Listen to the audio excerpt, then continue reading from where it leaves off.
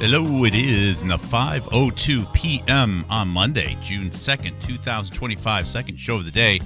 You might be seeing a whole lot more two-a-days. You might even be seeing three-a-days, because we'll do as many a day as necessary for it to be murder a day. Let's get some. So, what we're going to do is I'm just going to walk through, I think, 4 videos, interviews that have been done. Happy Monday, Fletch. Happy Monday, Ancient. Happy Monday, Houstonic. Just catching up. Yeah, Giga Home, great show earlier. On 4 interviews that were done by a program known as, I don't know the formal program name, but the person who runs the program, the main voice and personality of the program is ZDoggMD. An American of Indian ancestry, for whatever that's worth. I'm not sure it's totally relevant in this case, but it might be. Whose parents came here. I think one was a vet, the other one was a practicing physician, and Z-Dog went to Stanford. He actually did some work, I would just say underclass or master's work in genetics, molecular biology perhaps, but wound up being a practicing physician for a little while.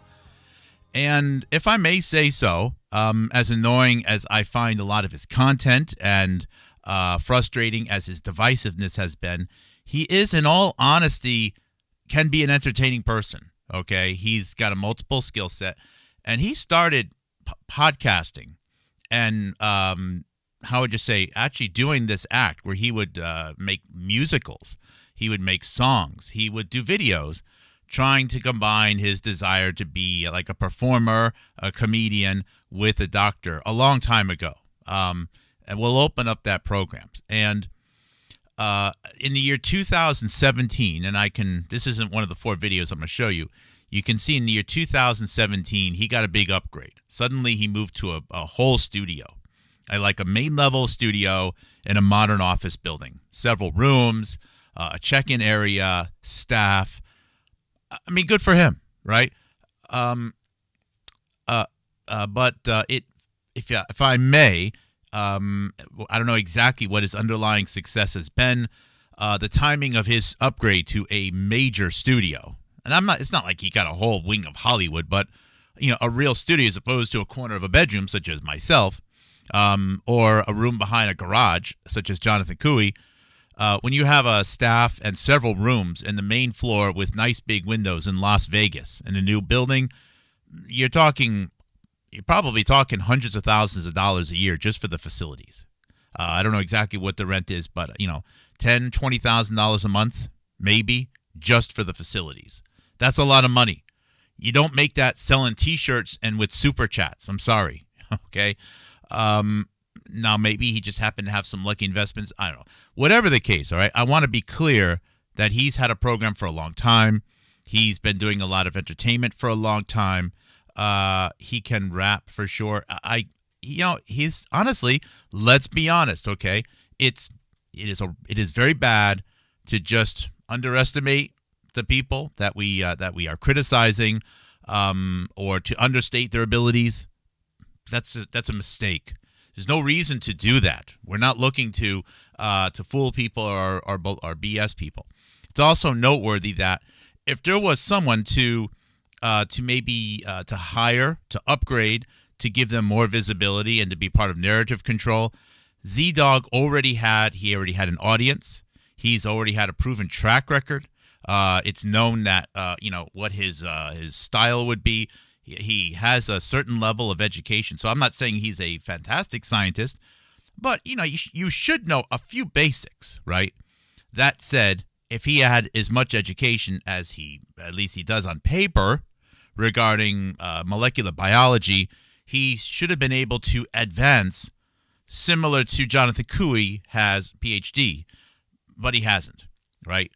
It's one thing to come out of college fooled, work for several years, be fooled, but with the nature of the pandemic as it is, if someone hasn't learned anything, well, that means that they are either not intellectually curious at all, or they know what the score is, and their job is to maintain narrative, stay on point.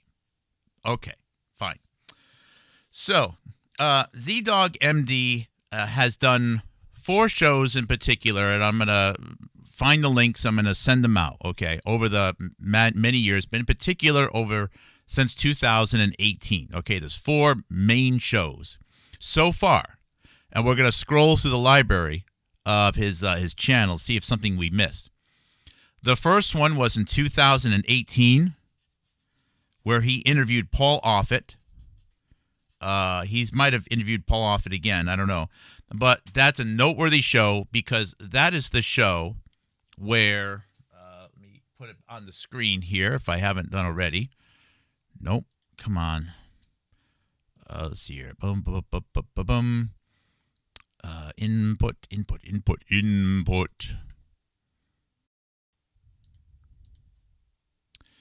And I showed that earlier. That is the show where there were protesters in the parking lot. 2, a woman and a man. The man stated that he had a child that died after a vaccine, and that the child was about 18 months old or 16 months old or so. And part of what their protest was to go up to the window while ZDogg was live streaming his interview with Paul Offit and bang the window, show the picture of the child, of his daughter, a beautiful girl that had died. He said after within 24 hours of a vaccine shot. And then there's the woman. Now, I don't know who the relation is to this woman. I find it odd that she's blowing kisses at the end and seems to be having a fun time. When you're talking about children that died, dark humor maybe, but you should be angry. All right, you should be like really upset. And there's some things about it that just are odd. First off, the man says he's Las Vegas is his hometown, but he has a pronounced British accent. That means he lived in Britain for quite a while. Okay, I don't know what age after you leave Britain and go to another country like the United States. At what age, if you come to the United States, do you not lose your accent? Oh, no. I don't know what that age is, but it seems like he probably hasn't been in the United States incredibly long. He seems to contradict himself. He says it was the Hep V shot, and then she says rotavirus, and he's like, maybe that's it, and then later on, I think it's MMR. He's inconsistent. He doesn't know what vaccine it was. I find that to be odd, and that's possible, I guess, if his daughter received multiple shots in one day. He shows this book about autism, okay, which is, and then he's particularly mad at ZDoggMD because ZDoggMD, I guess, ridicules people with autism. Now, I haven't seen evidence that he does. Look, and the whole debate about autism and what causes it and how it's really a collection of things, and there's a lot of misdirection there. I don't even like using the word. I feel as though I'm feeding the misunderstanding of the whole thing, okay?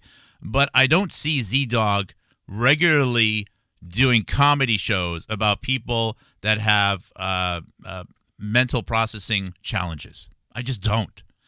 Okay, prove me wrong. Prove me wrong. He's not there like making fun of people in wheelchairs, or he's not doing that. He just isn't. And the man who has the picture of the 1-year-old that died, he's there because she died, but he isn't. But he's not saying that he's upset that he believes vaccines killed her. He's upset about autism. But his daughter didn't have autism.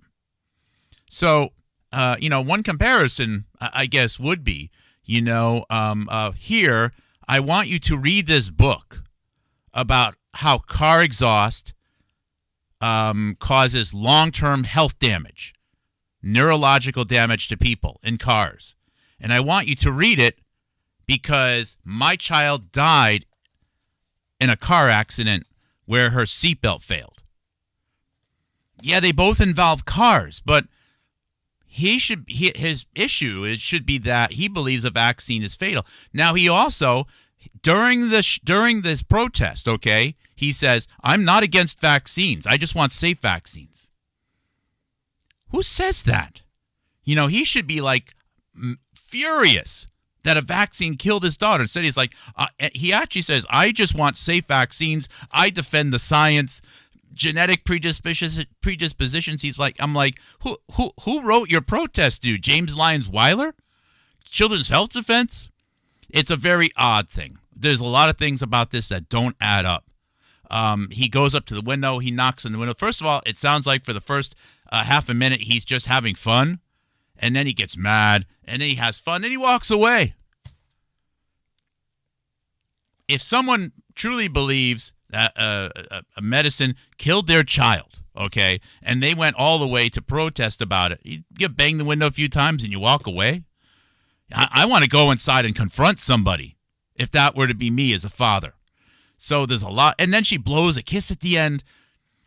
And I went over in the previous video today, I think it would be episode 1274, about how a lot of things here just don't quite add up and about how it just seems to add to the divisiveness. Anyways, this happened on October 18th, 2018. And I think probably a bigger part of the story here is, and to be honest, I won't even say that ZDoggMD himself knows about this, okay?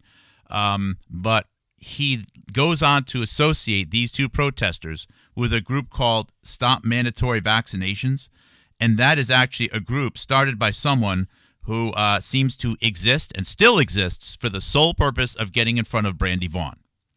So whether ZDoggMD did it knowingly or not, his interview of Paul Offit is also the same interview, the very same interview where he has this protesters at the window, which he says is a group that is not Brandy Vaughn. And later on, Brandy Vaughn has her funds dry up as Larry Cook hijacks her web addresses, hijacks her traffic, hijacks her billboards, and tries to take all the money for himself, where he is initially against vaccines. But then, when it actually comes time, he's like, well, I just want safe vaccines. They just want to be tested. And then eventually when you unwind it, you wind up with exactly the same thing that Jay Bhattacharya said. Okay. So you get everyone behind the group that they're all going to believe is going to save them. Very QAnon-ish. Okay. Just wait. Something big is going to drop, but then nothing ever happens. So there's that interview. The second and let's see here. Let me actually pop up on the screen that show here. I think if we just go to YouTube and search for let's see here. Search for ZDoggMD and Paul Offit.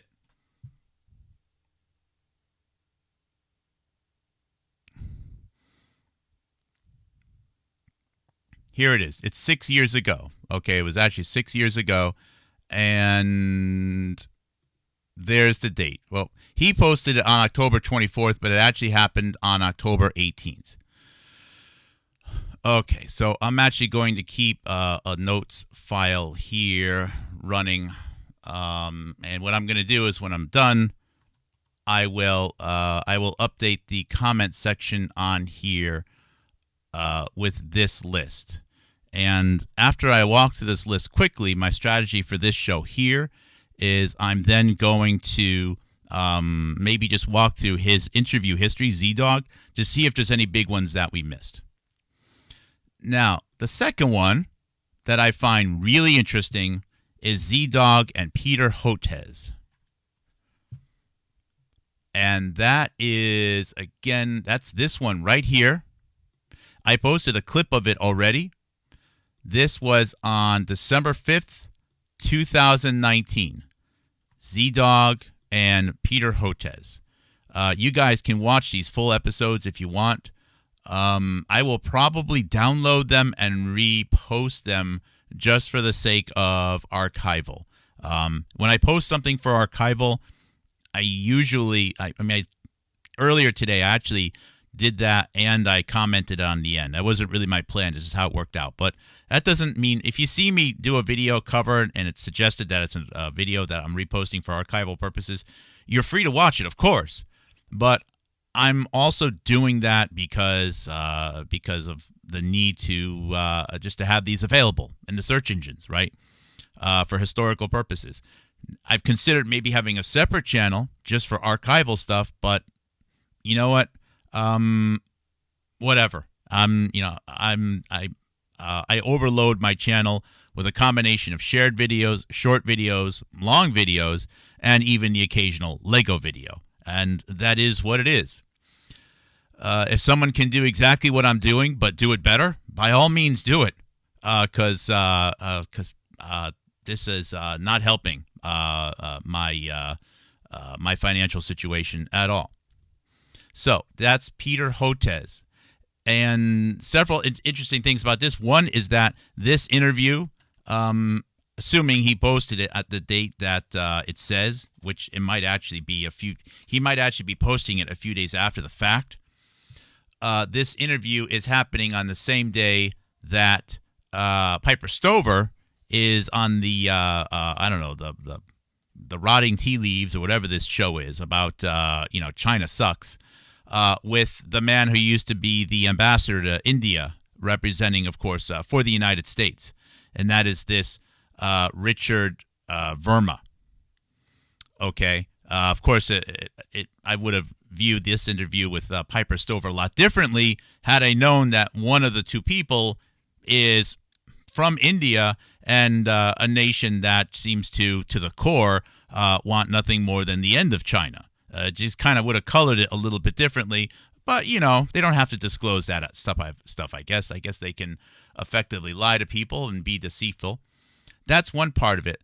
The second part of this, there's so many things. I also posted it because Peter Hotez basically confesses that his rise to visibility in the media was because of the anthrax letters. I think that's pretty sweet. Of course, we know that the curious role of Robert Malone around that time, both working at the Winburn Center, which was setting up an offsite to collect cancer data in the U.S. military, which would have been used should the military have been exposed to an experimental DNA vaccine for anthrax, etc. And, of course, Robert Malone's friend Nancy Hagwood since 1989 wound up being the very person that went to the FBI and said Bruce Ivins did the anthrax letters. So, and we also know, at least through chat posts anyways, that Peter Hotez has a friendship with Robert Malone that goes back many years. And Peter Hotez talks affectionately about the Ebola vaccine that Robert Malone worked on back in 2013 and 14 with the DTRA, mentioned it, of course, in the Germs book. The DTRA does come up. They funded the Ebola vaccine. Whoops, that's the wrong book. I'm talking about the Germs book. And Peter Hotez also talks about his early work with the United Nations, I forget what United Nations program, which is the one that was led by Jeffrey Sachs in the year 2001 and 2002. Of course, Peter Hotez is also the most frequent co-author of Jeffrey Sachs's wife, Sonia Echrich, or however you say it, who grew up in New York City.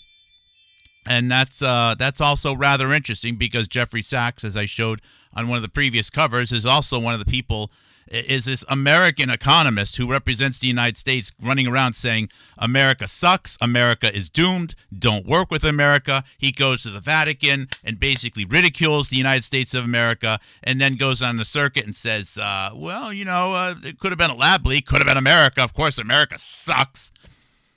Of course, how can you trust an economist that lives in a country that he says sucks and is responsible for so many bad things? If the United States sucks as bad as Jeffrey Sachs says it does, why does he live here? Look, you get one life. Why would you choose to live in the worst place in the world? For the food? Come on. What a lying man that Jeffrey Sachs is. Of course, Kevin McCarran loves Jeffrey Sachs as well. And Jeffrey Sachs loves India. Loves India. And seems to also have not much of a problem with the Israeli actions in Gaza. Just throwing that one out there. And is part of the Brownstone Institute, etc., etc., etc. And, of course, is also part of the lying cadre that's willing to use data from drug overdose deaths in the United States of America, which predominantly impact young people, to suggest it was a deadly novel virus. I don't know what's worse. The story of a novel virus from a cave that kills young people, or Americans that lie about why young people in their own country are dying for their own self-benefit. It appears as though the real virus are the people that tell lies. Anyways, Hotez talks about that. And there's just a lot of other curious things that come out in this particular interview, okay? And the timing, okay? Oh, yeah. They also talk a lot about chronic Lyme. And Peter Hotez says chronic Lyme is one of the most dangerous things in the world to talk about. He suggests that chronic Lyme is more dangerous to talk about than autism. That's a shocking statement. He's terrified. And ZDogg says that he's afraid to talk about chronic Lyme. Why? Oh, is it maybe because eventually you'll realize that chronic Lyme seems to even impact people that never were bit by a tick and could represent long-term immune system dysregulation that could probably be traced back to a childhood vaccine? Maybe someone as a child received a vaccine that caused them to pass out and then led to a lifetime of headaches and a compromised immune system. Maybe that is what it would come down to. And it's the same, and they also it ties into AIDS and everything else. It's an interesting statement. Another interesting statement is they both agreed that there will need to be dramatic action taken should a new disease occur and a new vaccine technology is required. That's interesting. So, a lot of interesting things in this December 2019 interview between ZDoggMD and Peter Hotez.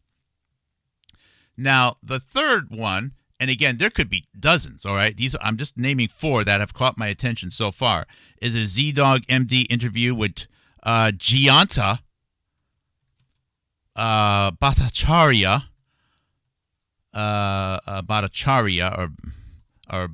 or Butter Churndanya. I don't know. We'll have to think of another way of saying it. And that was, there's 2 here. I don't know which one we should go for. Let's see here. This one here is from September 14th, 2020. This one here is from, whoops, I don't want that one. April 14th, 2021. So, gosh darn it. I'm going to have to go back and do the search again. Sorry about that. Let's see here. ZDoggMD, Jayanta Bhattacharya. I think it's actually this interview here, okay? This is... Oh, no, that's not the one. I'm sorry, guys.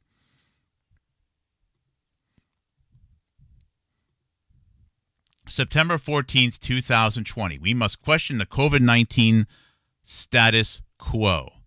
And again, I'm going to, in a little while, I will update the comment section. When I'm done, I will put the links to these in there. I mean, wow, that's fantastic. You know what? Let's be honest. That is fantastic lighting. Look at how good that lighting is. Let's be honest. And look at that suit. That's a nice suit. I thought Jay Bhattacharya only had 2 suits. But I bet if you look at Jay Bhattacharya throughout his interviews before he goes to Washington, D.C., you'll find out that he has more than 2 suits because he's a liar. Another thing you'll find out is the whole storyline that Jay Bhattacharya going to D.C. in and of itself is a lie.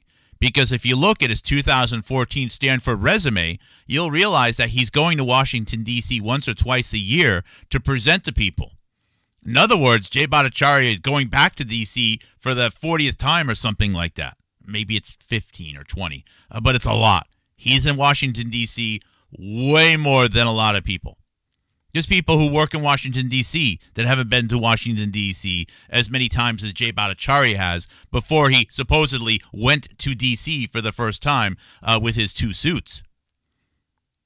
I guess he's sort of like Two-Face, you know. He's got, you flip a coin, you know. You got this suit or that suit, you know, and you never know which suit you're going to get on which day or whatever. Okay, so here's the link to that, and I will save that. So this is the Jayanta Bhattacharya interview on September 14th, 2020.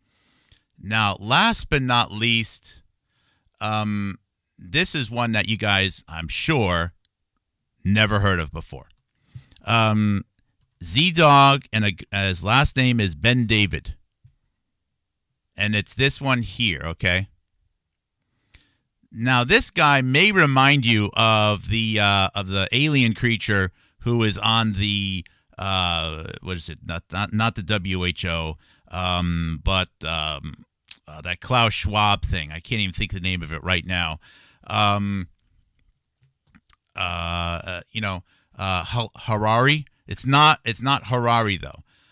This is a man named Iran Ben David, and this interview happened on September 18th, 2020, excuse me.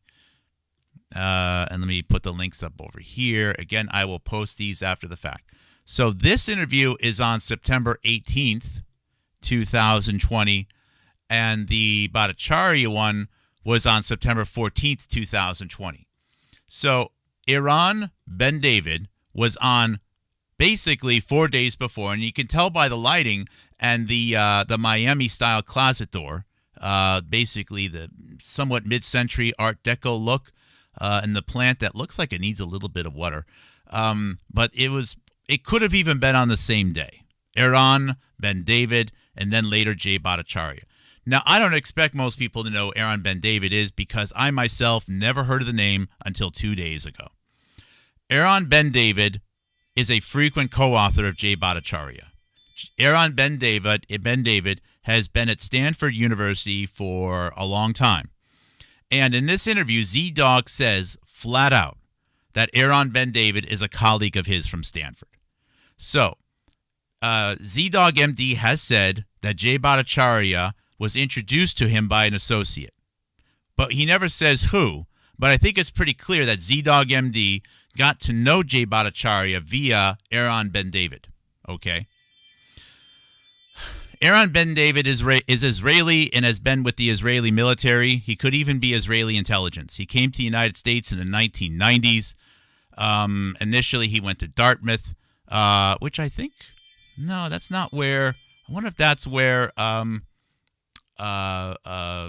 Latapova went. I don't know. That's interesting. Never know. Interesting timeline of these two people. One from Ukraine, where India supports Ukraine. India also supports Israel. Most people don't know how deep in the Israeli military and Israeli intelligence India is.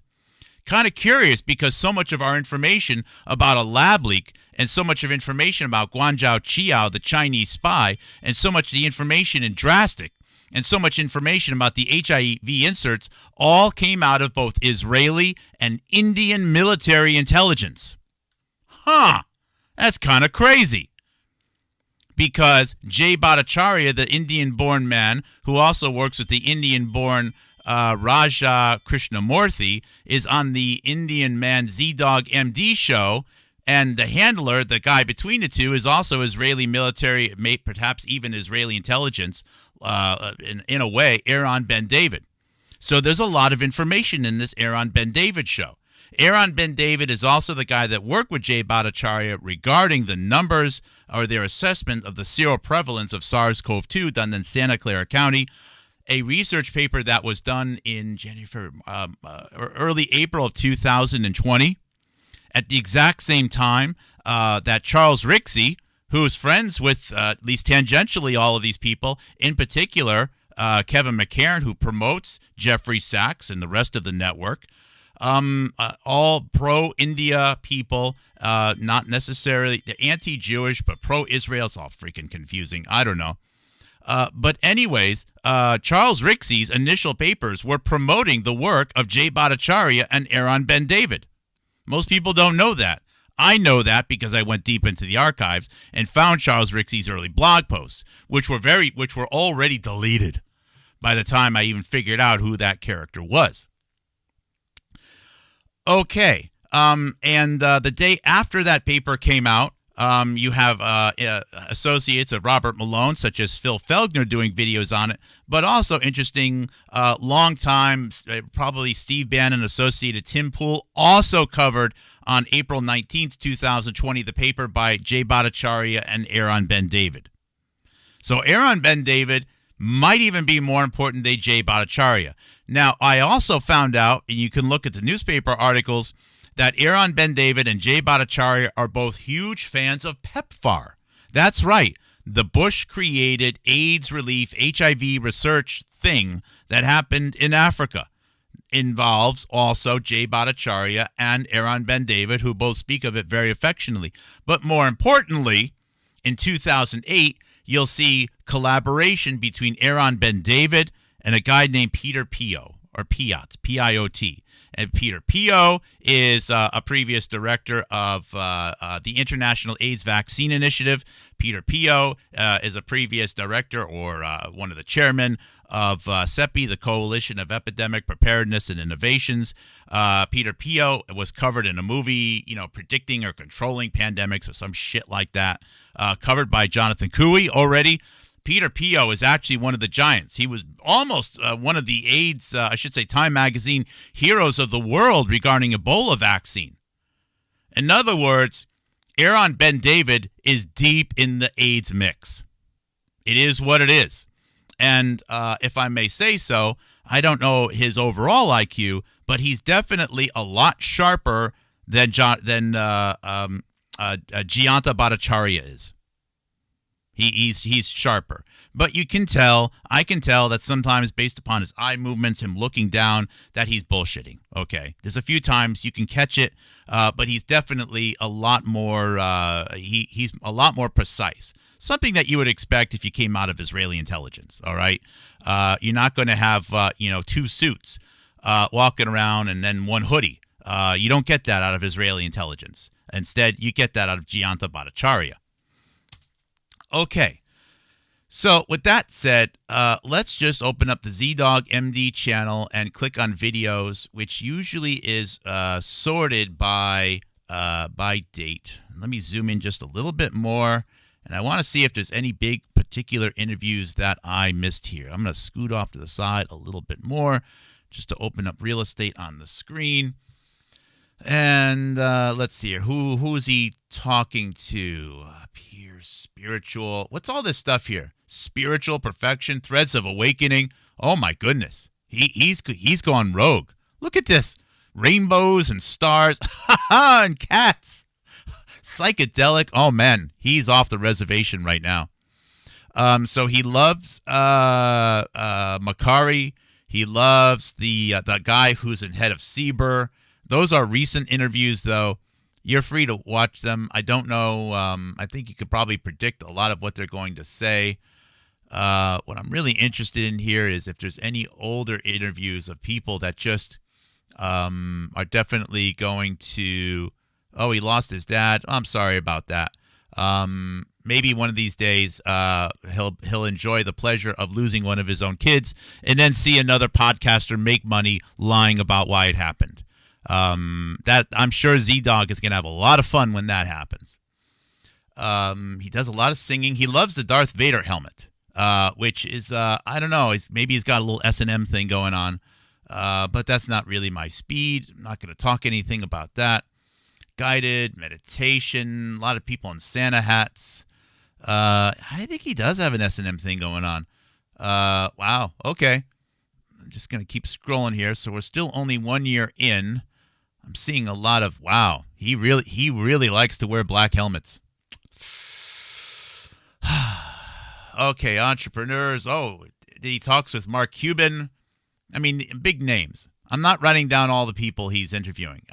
It is just particular people in our story that I know will know. Oh, look at this one, Dr. Monica Gandhi. Oh yeah, that's one I'm going to probably be interested in. Monica Gandhi, of course. Let's see. I'm gonna copy that one here. I'll put that one over here on my list as an additional one that might be of interest. Not going to watch it, at least right now. Not enough time in the day. Who else does he have on here? Oh my god, he really likes the leather masks.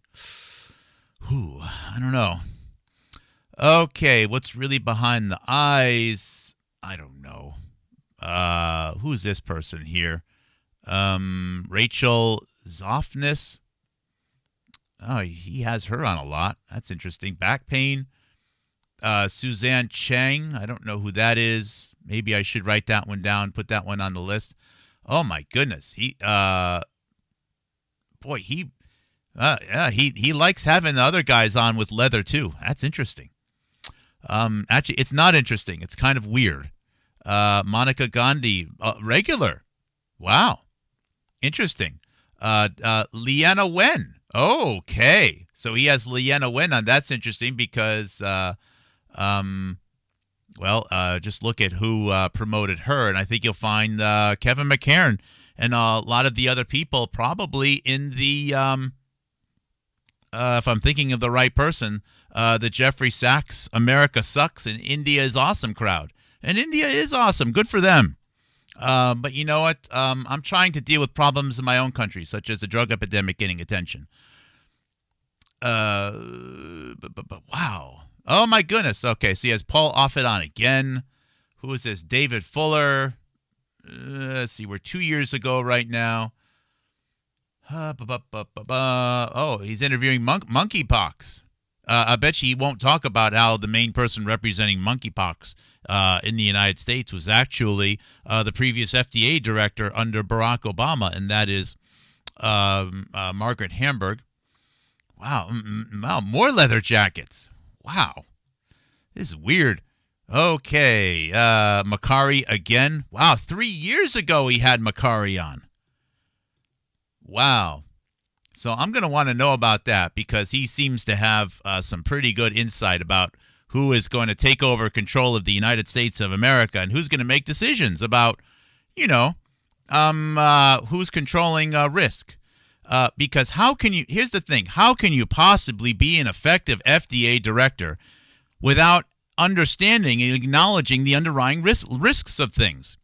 You cannot write a paper about an effective COVID-19 countermeasure unless you talk about how people were murdered in hospitals, unless you talk about how they used data from the drug epidemic which lowered life expectancy and contributed hundreds of thousands of additional deaths, not to mention the population pyramids.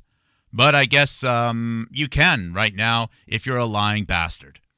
And it seems as though he saw that one coming. Oh, my goodness. And again, wow, Vinay Prasad, the regular.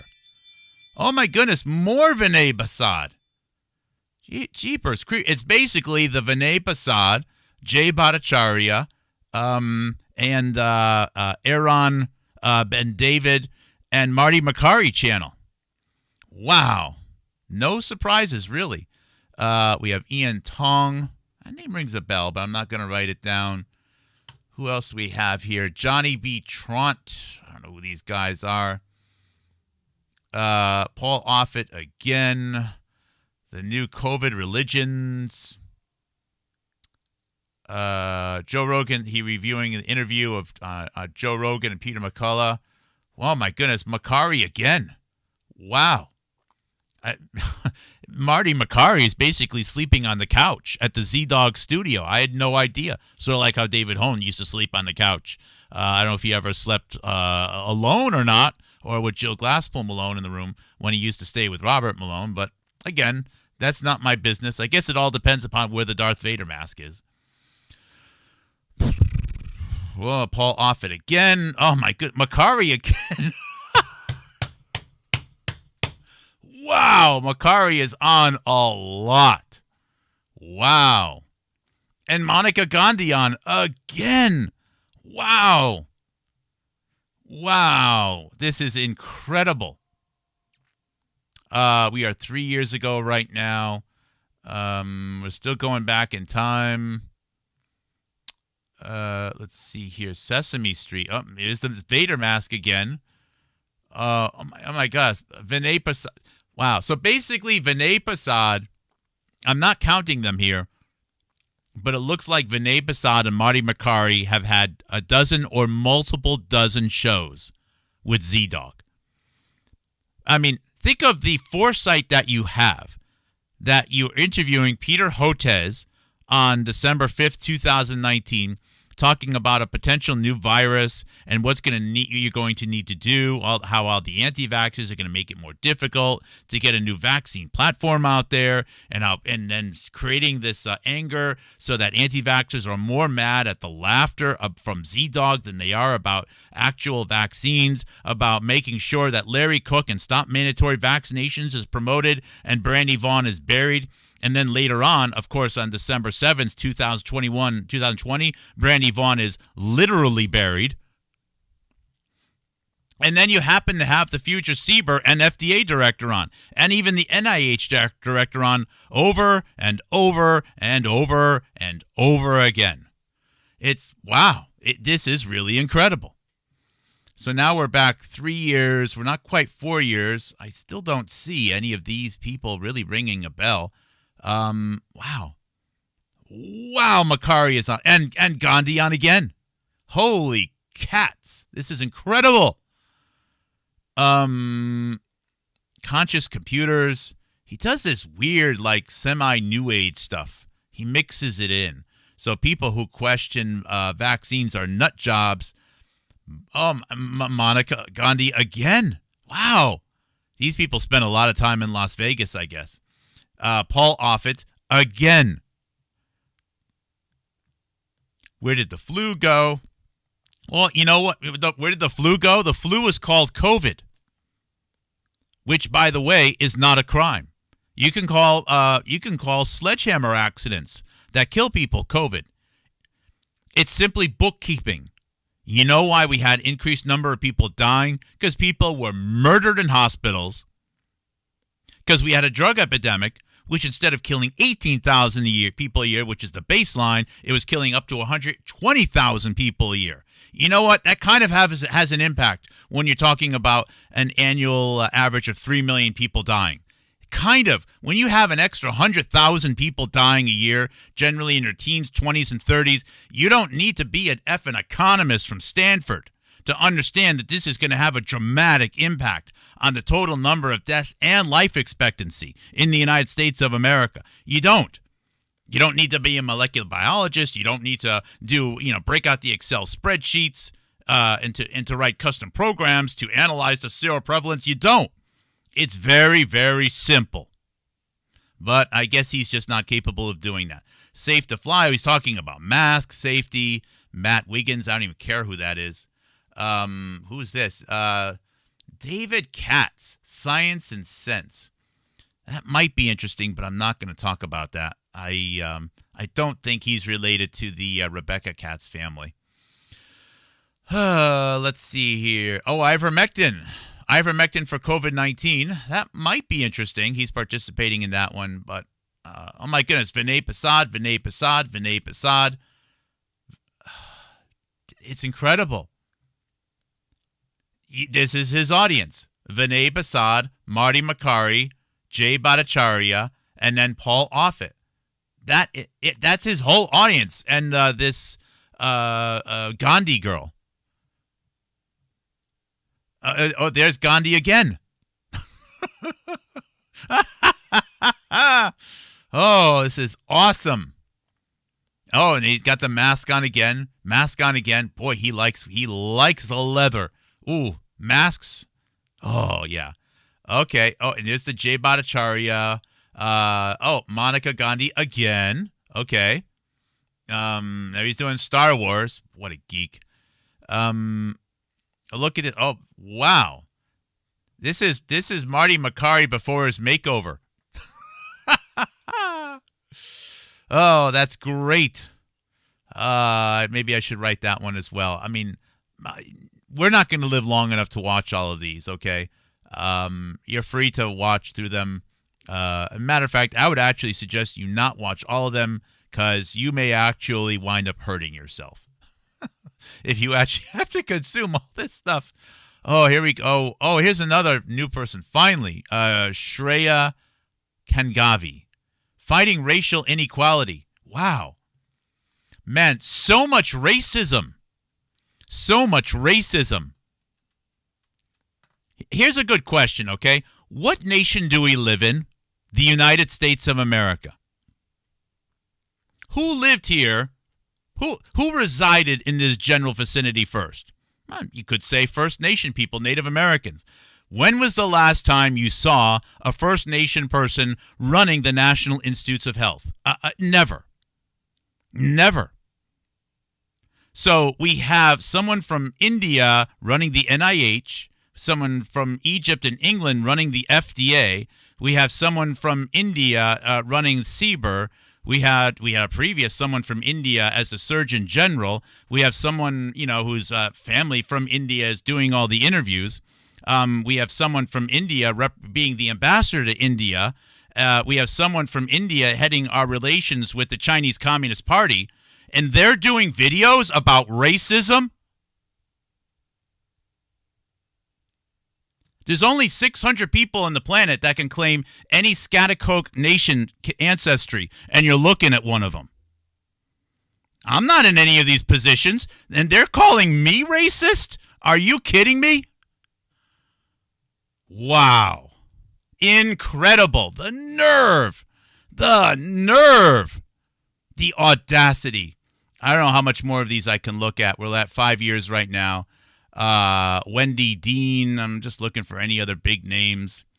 I think once I see Peter Hotez, I'm pretty much done. Oh, Nisha Mehta. Oh, good. I'm glad we have more diversity here. Paul Offit again. Sam Shem. I don't know who that is. Gloria Huang. Wow, so much racism. Let's see here. Paul Offit again. What does COVID-19 do? Here's this must be.